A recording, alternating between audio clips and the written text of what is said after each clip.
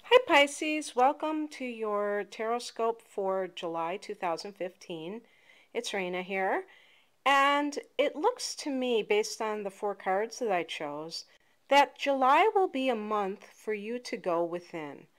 And Pisces, you rule the 12th house as it is, so I think that going within and meditating and just tuning into your inner self will not only be very good for you, but it's something that is not unheard of for you to do. I'm sure that some of you are very much in touch with the rhythms of life, and there are times when you're more external and vice versa. So I drew the Five of Wands in reverse as the energy that is coming in from the month of June. And this relates to any kind of conflict and competition. For instance, in the workplace, that seems to be a biggie. If you are someone who has been experiencing disharmony in the workplace, it's time to really look at that and say, is this the place for me? It might not be the time to quit, but if there is some kind of negative energy on a regular basis, and if other people are always trying to compare themselves or act as though you are trying to be better than they are, or your boss isn't appreciating you, then that's something to look into. And the prior month during June, which many of you will probably be listening to this in, is a month in which this may come to the surface and really kind of figure into your line of thinking. On the first of the month, at almost 10 degrees Capricorn, we have the full moon at 9:20 p.m. Central Standard Time. This full moon falls in your 11th house, Pisces, and it's a friendly angle to you because it forms a sextile. And basically what this means is that it's a really good time to focus upon your hopes and wishes, because that's what the 11th house is all about. And this area will be illuminated, and there are some good aspects to Neptune which can increase your psychic visualization skills. The sun is trine Neptune and the moon is sextile Neptune. So at this full moon, really take some time out. It's the first day of the month. As I say, you're going to be in this kind of a retreat mode, and I can't think of a better way to start the month than to bring in this meditative energy. And as I go along with the cards, I'm just going to talk about the last card I pulled, which is supposed to kind of describe July altogether, and it was the Hermit card, Pisces. And this card is associated with Virgo, which is your sister sign on the zodiac wheel. During the time of the full moon, things sometimes come up on the physical and the psychological level. Although this full moon in the sign of Capricorn might be a little bit more businesslike, because Capricorn isn't a very emotional sign. So that might temper it a little bit, but it actually might be a bit of a good thing, because you guys are emotional enough already that you don't need any added energy in that area. I will say, though, that for the first 3 weeks of July, your fellow water sign, Cancer, is the sun sign. So it might increase your sensitivity due to that trine from the sun. In any case, I do think that the full moon on the 1st will be good for you to really reflect on what you want to bring into your reality in the future. And let's talk about some other transits that are going on. Mercury is going into Cancer on the 9th of the month. Now, that means that it's still in Gemini, although now in July it will be direct, and it's in your 4th house and will be entering your 5th house. When Mercury goes into your 5th house, it's going to join Mars there, and Mars has been there all month. So there's a lot of activity around the area of children and creativity. And I know that some Pisceans are artists, so this is a really good energy for that. It's a great energy for writers, which are artists in certain respects, which is a type of art. With Mercury there, that can really push things forward to the next level. And then we have Venus, which is in Leo right now, in your 6th house, going into your 7th house of Virgo. And this is good for relationships. So if you've been having a rough patch, this might actually smooth things over.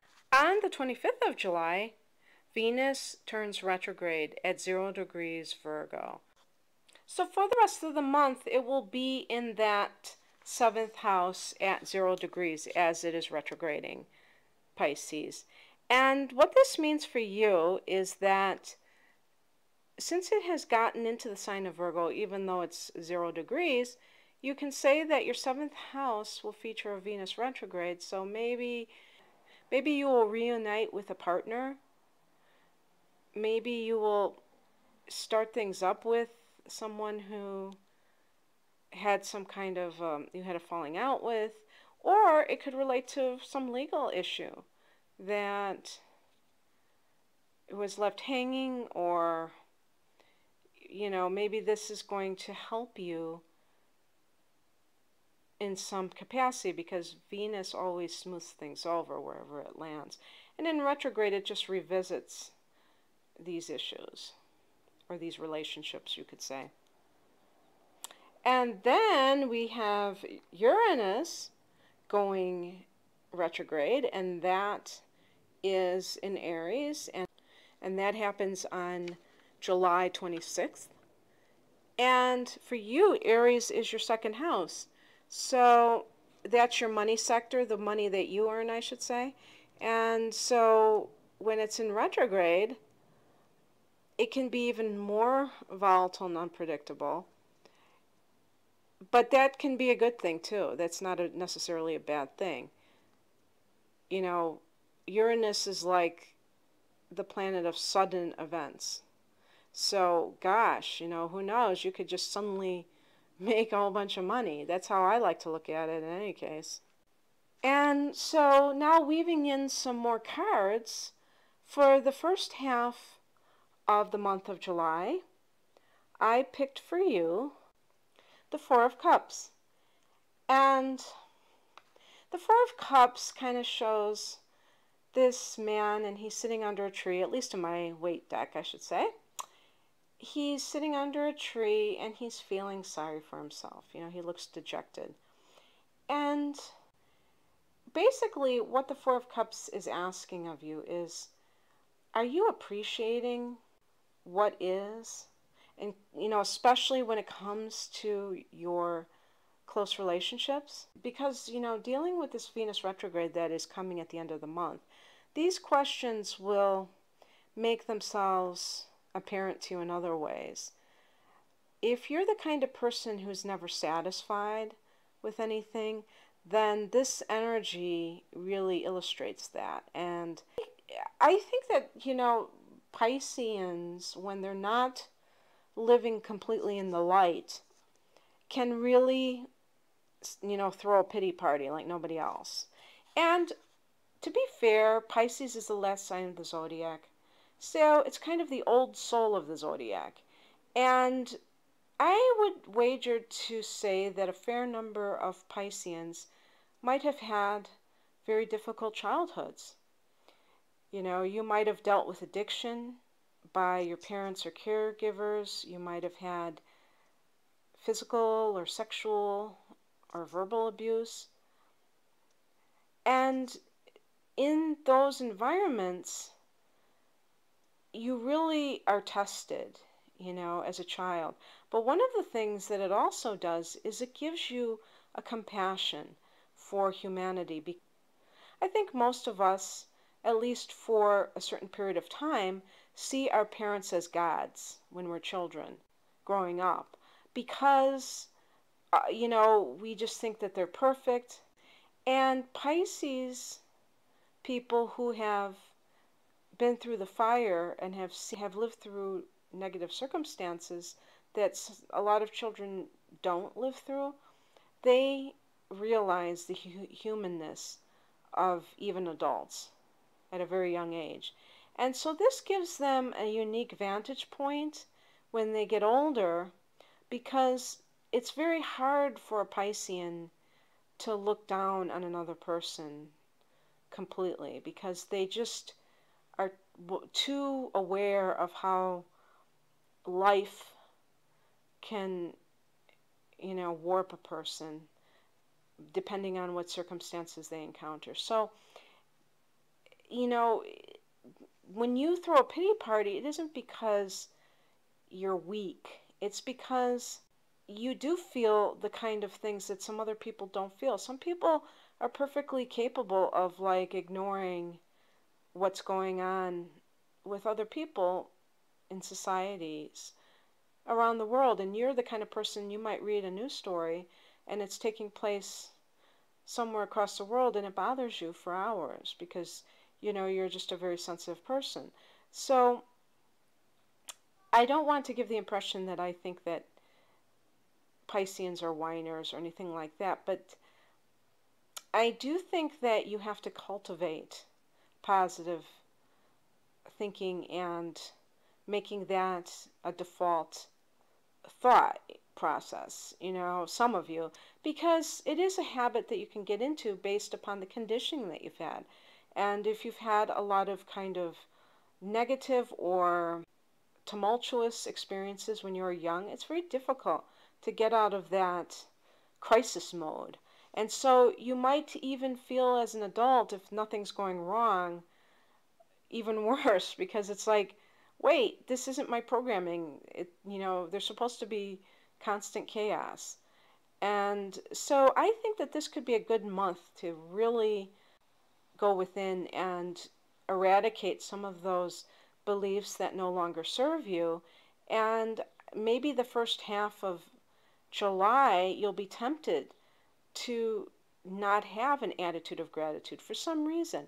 And it may not be from some external event. It may just be because the sun is in Cancer and you're feeling everything that much more acutely, and your habitual thought pattern is to think of the worst or something like that. I'm not saying all Pisceans are like this. I'm just saying if this resonates with you as something that you are want to do, that you use this opportunity to change those negative patterns, because it doesn't have to be that way.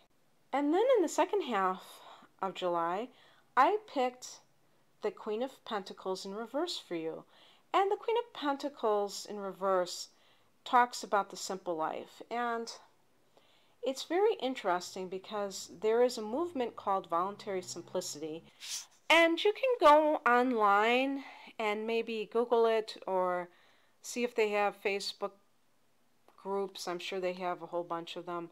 I read a book called Your Money or Your Life, which talks about living to work or working to live, to get possessed by your possessions. And people are willing to let go of some of those outer things so they can live a more uncomplicated life and do the things they want to do, not just have to, work so many hours so that they can have these things that they don't really get a chance to use anyway. Even a big house, if you're, working 60 hours a week, it doesn't make much sense. So, and there's a tiny home movement where people are living in very small quarters. People don't really understand why this has become such a big deal, and it's because people feel a sense of liberation when they pare down, but it also saves energy because you don't have to, heat a whole bunch of rooms. You don't have to clean a whole bunch of rooms. You don't buy things that you don't need because you don't have any place to store them. You don't have extra storage room. All of those things are reasons why people are gravitating to this simple life. And that's what this card represents. And it, talks of not overspending money, but it's also like having pleasures at home rather than going out to amusements. And this is why I think this month will be kind of like a homebody month for you. I mean, if you choose to accept the challenge, if you choose to accept this assignment or whatever, however that goes. But yeah, so I think that's a good energy actually, because that's part of the paring down and going within instead of just being jaded by constantly being stimulated externally. You know, it's nice to enjoy simple pleasures. And then I want to talk about the new moon, which is happening on July 15th in the sign of Cancer. It's at 23 degrees Cancer at 8:24 p.m. Central Standard Time. Cancer is your fifth house, and as I said, you have that other activity there. So now the new moon is falling in there. So again, artists, get out your paint brushes, get out your pens or your computers and start a new novel, a new art project. If you want to conceive, you might do that because it also is the house of children. So that's a nice creative new moon on the 15th of the month, smack dab in the middle. And then here's the cool thing, Pisces. We have a second full moon, which is bookending the month of July on the 31st, 7 degrees Aquarius, almost 8 degrees, at 5:43 a.m. Central Standard Time. And Aquarius is your 12th house. So this is your 12th house full moon. This is a very emotional time, but it's a very psychic time. And during this time, you can do some psychic house cleaning. Again, I think it's a great time to purge. Addictions are featured in the 12th house, so get rid of those, and you can do that. It's just your house. It's your house, Pisces, the 12th house. So these energies are not foreign to you. They're comfortable. Having the full moon there isn't something that would bother you, but you can use it to really finish the job that you might have started during the first full moon of the month and get rid of old fears, get rid of any kind of negative emotions that you've buried that are affecting you on a subtle level. You can do this through some sort of juice fast, or you can do it through meditation, whatever feels right for you. You could get body work done or, spiritual healing like Reiki and, things of that nature. So that's great. I think that's a great way to end the month for a Piscean. And lest I forget, this is a blue moon. This is a blue moon because it's the second one in a month. And so there's a specialness in that. And Pisces, I think that's all I have for you. In a few weeks, I'm going to be right back at it with your August forecast. Until then, take care, you guys. Bye.